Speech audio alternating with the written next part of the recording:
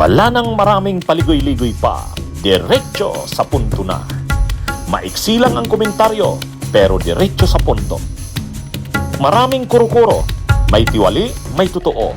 Dito, sa puntong diretso tayo. Punto, diretso.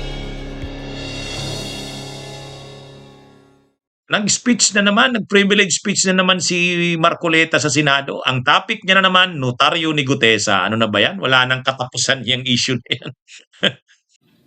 Pangkaraniwan po kasi, sa haba at sa dami ng mga nagnonotaryo, hindi naman po talaga yung abogada ang pumipirma. Karaniwan po, meron silang staff, meron silang secretary, na sila lang ang pumipirma para sa kanilang principal.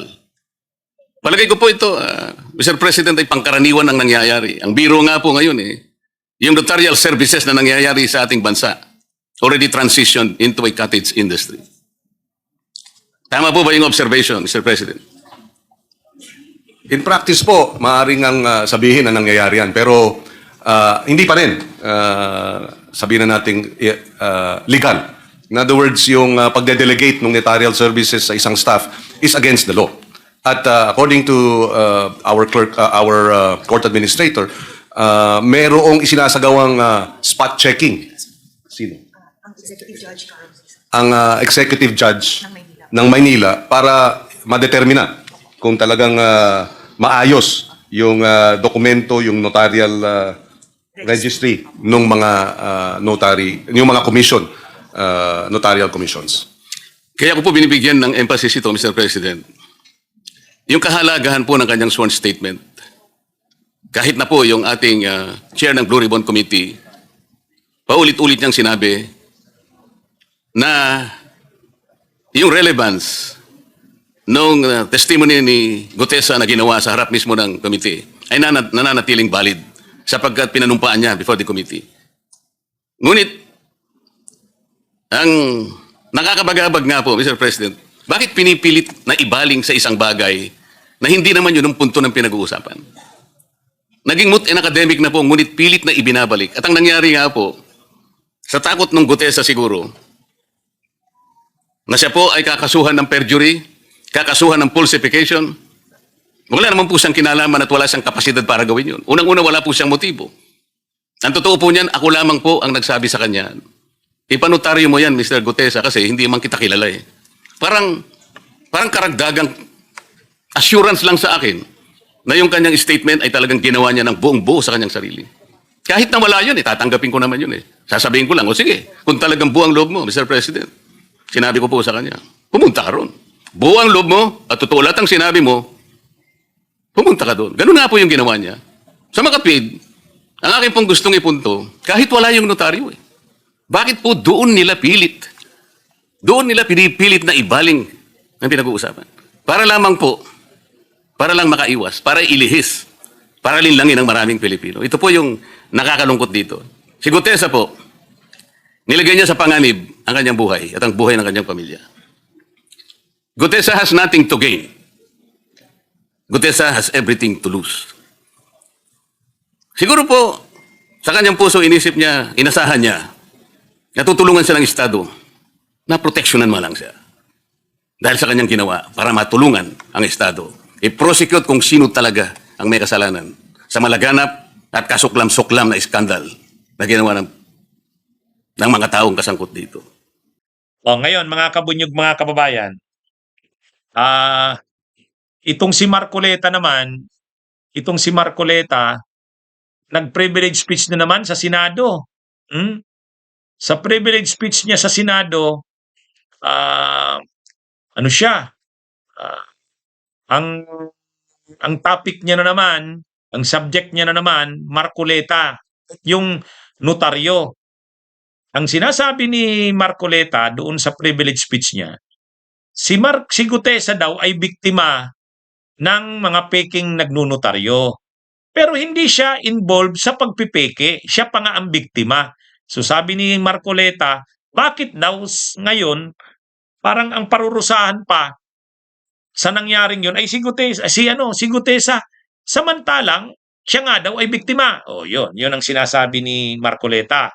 O kasi ang sinasabi ni Marcoleta, ang practice naman talaga ng mga abogado hindi na sila silang pumipirma, dinidelegate nila sa kung kaninong staff nila, o ikaw pwede ka magpirma, ganito, gayahin mo lang to. O, kaya yun daw ang nangyari kay Gutesa. Yan daw ay kalakaran ng mga nagnunotaryo. O, ngayon, hindi naman alam ni Gutesa yun na yung pumirma ay hindi yan yung abogado. O, basta pumunta siya para magpanotaryo. Totoo ba yung sinasabi ni Marcoleta? Yes, totoo naman talaga yan. Mayroon talagang ganyan. At talaga naman, may practice na mga ganyan ang nagnunotaryo. Pero mali din talaga yon. O, tama rin yung argumento ni Marcoleta. Hindi naman kasalanan ni Gutesa yun. Okay, pero kung alam mong biktima ka ng ng mga peking nagnunotaryo, di dapat hindi ka matakot, dapat panindigan mo, harapin mo. Oh, hahamunin mo yung yung abogado. Oh, dahil wala ka namang kasalanan. Ang problema kasi, anong ginawa ni Gutesa? Pinatawag ng judge ng Regional Trial Court ng Manila para marinig yung side niya. Ano, umattend ba si Gutesa? Hindi. Hindi. Ay dapat kung talagang malinaw na ikaw alam mo wala kang kasalanan, na biktima ka rin lang Oh, kasi umasa ang akala mo pag-submit mo ng notaryo. Pag ano mo doon, ano 'yon? Inilabas sa'yo, pirmado na ng abogado, di ang akala mo o totoo yung nagpirma doon. O di yung pala hindi. O di ano 'yon, napiki ka o kasi hindi biktima ka, hindi ka kasabwat. O di dapat matapang ang matapang ang loob mo na humarap sa korte. Pinatawag ng Regional Trial Court ng Manila iniimbestigahan. Hindi naman umattend si Gutesa. Pinatawag din ng NBI, hindi rin umattend. Pinatawag din ng DOJ, hindi rin umattend. O, kaninong kasalanan? O tapos ngayon i-speech si Gutesa ay si Marcoleta. Paulit-ulit siya niyang issue na yan kay Gutesa sa notaryo. Hindi na nga yung notaryo ang importante. Okay, wag na yung notaryo. Doon na lang sa testimonya niya. O di i-present nyo na Marcoleta, kayo nila defensor. I-present nyo na sa hearing. Paulit-ulit kayo niyang Gutesa ninyo. O, doon pa sa pati sa rally ng Iglesia ni Cristo. Ang sabi doon, yung mga ministro ng Iglesia ni Cristo, saan kayo nakakita nang ikaw na nga yung testigo, ikaw pa yung kakasuhan? Imagine niyo yan. Simple lang naman yung issue na yan kay Gutesa. Okay, kung totoo nga na biktima siya ng nagnotaryo na yan, hindi naman pala totoo yung perma, o di biktima siya, di dapat harapin niya yan. Kung pwede, balikan niya nga yung opisina ng sinong staff doon yung nag-entertain sa kanya.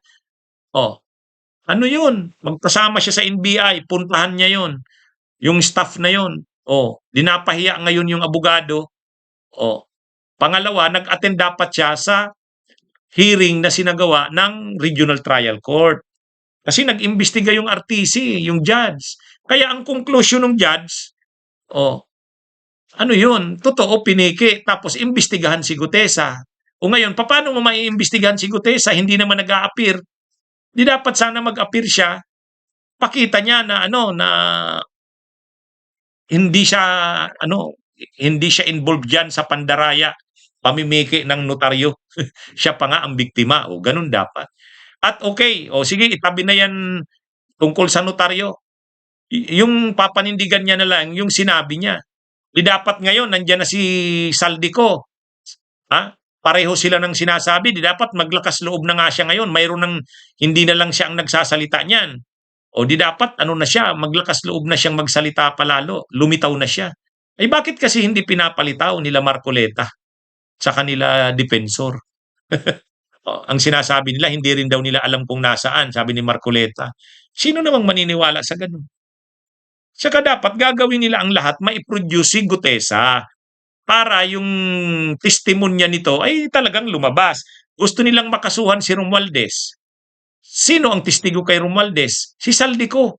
Pero ayaw namang umuwi sa Pilipinas. Sino pa ang testigo? Si Gutesa. Pero ayaw namang magpakita. Paano nyo ngayon makukulong si Romualdez? Gusto nila na mapin down si Romualdez, makulong, mapanagot. May testigo na si Gutesa. May testigo na si Saldico. O, pero paano? Di dapat umuwi si Saldico. Ganon din si Gutesa, dapat lumabas siya. Huwag nang intindihin yan mga notaryo. Hanggang ngayon, notaryo pa rin ang topic ni Marcoleta. Fokusan niya na i-produce si Gutesa at magsalita na. Panindigan yung mga sinabi niya. Ha? Yan yun. Tapos pag magrereklamo sila Marcoleta, parang sinusupil daw yung testimonya ni Gutesa. Paano mo sinasabing sinusuppress? Hindi nyo nga pinoproduce eh. I-produce nyo muna. At kapag habang nagsasalita siya, binabara nila Lacson, hindi pinapabuelo, ayun, pwede ka na ngayon magsabi na sinusuppress ang testimonya ni Gutesa. I-produce nyo muna. Yun na muna ang dyan. Okay, mga kabunyog, mga kababayan, magandang araw sa inyo lahat.